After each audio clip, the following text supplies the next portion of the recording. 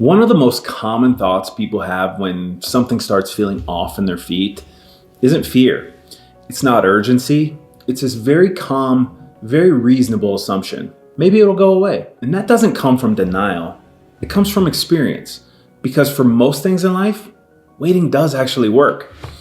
You've had aches that disappeared, strange sensations that came and went away, health issues that actually resolved without you doing much of anything.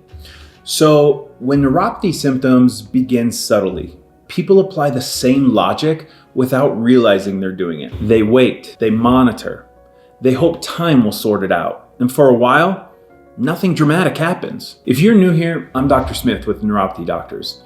We work with people who are struggling with neuropathy in their feet, numbness, tingling, burning, pain, even balance changes. People who are trying to understand what's actually happening and what they should do next to overcome it. And today, we need to talk about why the maybe it'll go away mindset feels so reasonable and why that mindset quietly works against people when it comes to neuropathy. But before I explain the why and the how of it all, I want you to know that reversing neuropathy isn't about luck or timing, and it's definitely not about finding the right drug or vitamin. What it really comes down to is having a proven treatment structure that you need to follow in the right order, which is exactly what we break down in our free training called the 90-day reset method. If you're in that phase of watching, waiting, and trying to make sense of what you're feeling, this training gives people clarity that they usually don't get early on. So if that sounds like something that'd be helpful for you, be sure to comment reset below and we'll send you the link to access the free training that breaks down the foundational method we've utilized to help thousands of people overcome neuropathy and get their lives back. Now, let's talk about why the waiting feels so natural in the first place. Here's something most people don't realize. Our brains are wired to minimize slow, inconsistent threats. Sharp pain triggers urgency. Sudden injury demands attention. But gradual, intermittent symptoms, those are easy for the brain to downplay. Neuropathy often starts quietly. Sensations come and go. Symptoms fluctuate in intensity. Good days outnumber the bad days early on, so the brain labels it as non-urgent. Not because it's harmless, but because it's not loud. And numbness makes this even harder. Pain says, hey, something is wrong. Numbness says, nothing. So the absence of discomfort creates a false sense of safety. It feeds into the mindset that tells yourself that with just some more time, this will probably go away too. Most people aren't in denial. They're adapting because for a time, it just doesn't feel like that big of a deal. And adaptation is a double-edged sword. You don't consciously think, I'm adjusting my life around this. You just do it.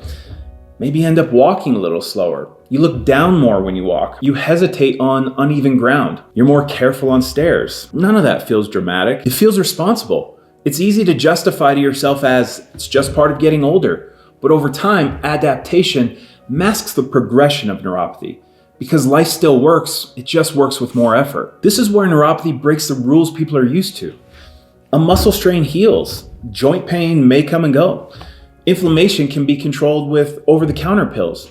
Neuropathy is different because it's not about tissue damage or general inflammation.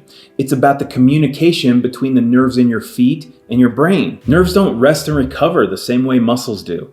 And neuropathy doesn't stall just because symptoms feel stable for the time. It can remain quiet and then change quickly. And that's why people often say, it was manageable for a long time, and then suddenly, it wasn't. Nothing sudden happened. The progression just crossed that threshold. Listen to the way our client Jolene described it. It had started just numbness in my big toe 2 years before. It just stayed like that for 2 years. And then out of the blue in one summer, it increased to be very, very painful to walk.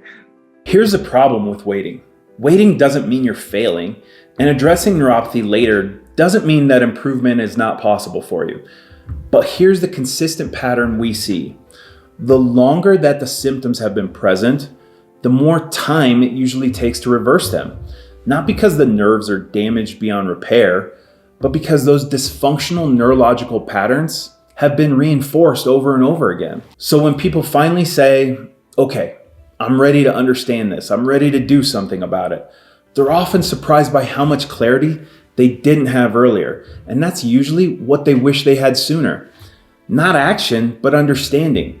Understanding of the way this condition progresses and the impact that it can have on life if it's left untreated. That's why we created the 90-day reset method training, not to tell people what to think, but to show them what they haven't been shown yet. Most people do not realize how much guesswork they're really operating under. That's why so many people feel like they've tried everything. They're simply guessing and randomly trying different products and gadgets, most of the time with little to no relief. But once that guesswork is removed and a clear structure is implemented, decisions become much easier, results become tangible, and the fact that they waited so long becomes the biggest regret of all of them. Neuropathy rarely announces itself with crisis. It shows up as friction. Walking becomes something you think about. The idea of traveling feels much more mentally demanding. You decline invitations from friends or family gatherings because you just can't be on your feet for any modest length of time. Listen briefly to our client John and see if any of this sounds familiar. Because when you're at a meeting or you're at a party or whatever, and you're there, they don't know it, but you're hurting. And you're hurting through the pain to be there because you want to be there. Most people will sit home and watch TV and forget going to that meeting or to that party or to that grandchild birthday or graduation or whatever. Confidence begins to erode. And because it happens gradually, people normalize it. But normalization doesn't mean resolution.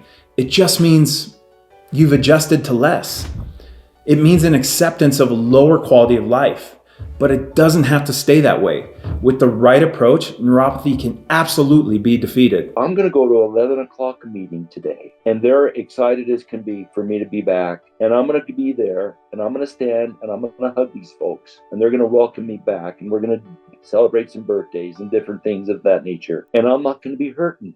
I'm going to be able to sit there and talk with these folks without twisting my foot around and trying to stand on one leg for a minute and then on another leg for another minute and them not know it. So how has it affected you, John, with your relationships with people? It's been amazing. I don't have to worry about my feet. Waiting feels passive. It feels pragmatic, but it isn't neutral.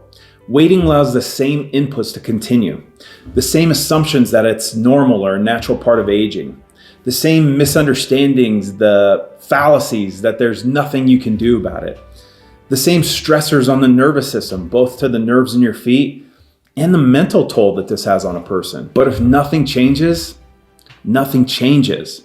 That doesn't mean things immediately get worse, but it does mean time keeps moving while the neuropathy keeps progressing and expanding its reach on your feet, your ankles, and your lower legs. So here's the takeaway that I hope you get from this video. The maybe it'll go away mindset, it's not a mistake. It's just woefully unhelpful and untrue when it comes to the way that you think about and approach neuropathy.